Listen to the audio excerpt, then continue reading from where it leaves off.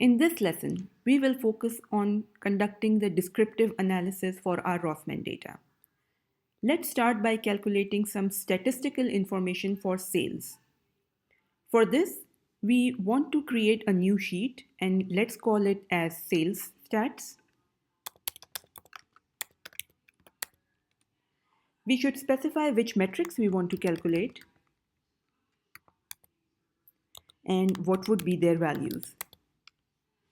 Let's start with the simplest of statistical formulas, which is the minimum and the maximum.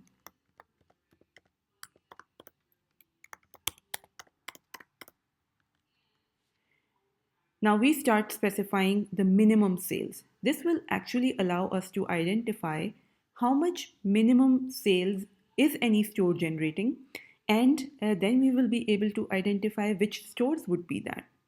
And the same goes for maximum sales. Just by calculating the minimum and maximum value, we will be able to identify what is our best performing store and which one is the worst performing store. Later on, we will be able to identify the root causes of this performance. But let's start with calculating the minimum and maximum. You start by typing the equal to and you specify min. Excel is suggesting the formula expansion. We can pick it up from here. And then you need to specify the range of values for which you want to calculate the minimum. We want to calculate the minimum of sales, which is in raw data sheet. So we go there and select column D, which is representing our sales. And then you can close the bracket at hint enter. The value that we get here is 0.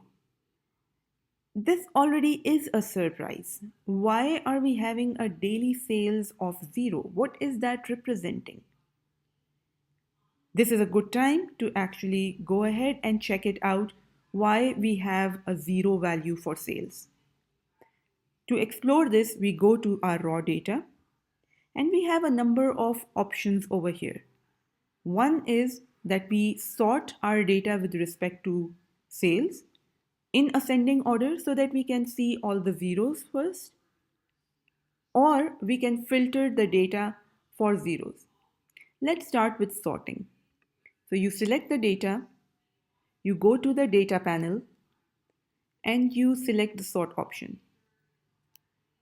Here you need to specify that you want to sort with respect to sales, and you want to do it from smallest to largest.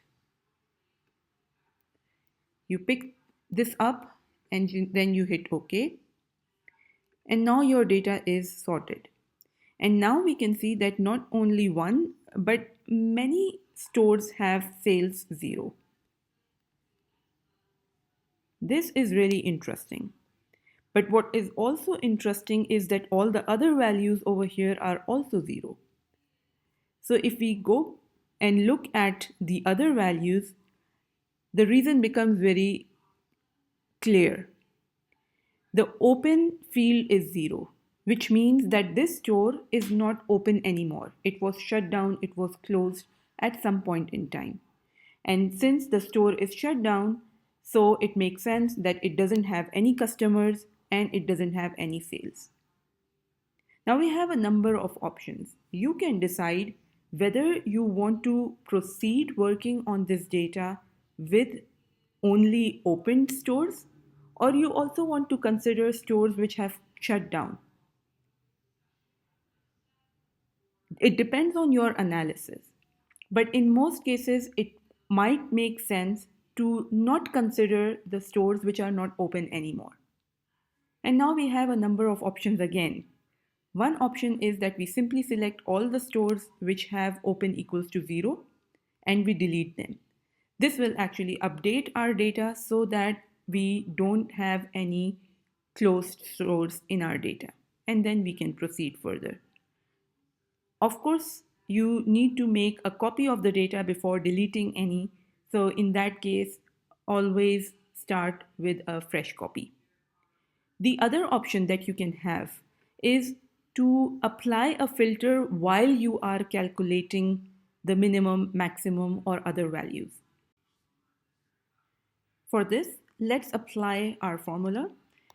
We want to calculate the minimum, but not the minimum of the whole value. Rather, we want to first apply the filter. And here we have a couple of options. Either we apply a filter based on the open status. So if the store is open, open equals to 1, in that case, give me the minimum from sales. Or the other option is directly check for sales. If sales is more than 0, only in that case, give me the minimum. If sales is 0, then don't include that store. So let's go with this option. We check for sales, and if it's more than 0, then we pick it up. Otherwise, we ignore that. So how do we do this? First of all, we specify what do we want to calculate minimum for. So we go to raw and we want to calculate minimum for sales. So we pick sales. Next, after a semicolon, we specify what is our filtering formula or filtering logic. Our filtering logic is if this column, the sales column, has a value more than 0, I am only interested in these data points. And then I close the bracket for the filter, and I close the bracket for minimum and hit enter. And now I get a minimum value of 612. I can update my heading that values for all stores, and this is the value for open stores. And in a similar way, we can apply a formula for calculating the maximum. So here we go ahead and start typing the maximum. As before, we need to pick up the range. We want to calculate the maximum sales. We picked up column D and then closed the bracket. And here we have a value for all stores, which is 38,037. That's quite a high amount of maximum value. So this is something which we need to consider as well. Why are we getting such a high maximum value? But before that, let's see if we are also getting a high value which is the same for open stores. Common sense tells us that this maximum value will remain the same over here as well, but let's check. So I'm just now copying this formula over here, and instead of having minimum, I'm going for a maximum. The condition of filters is the same, that I only go for open stores.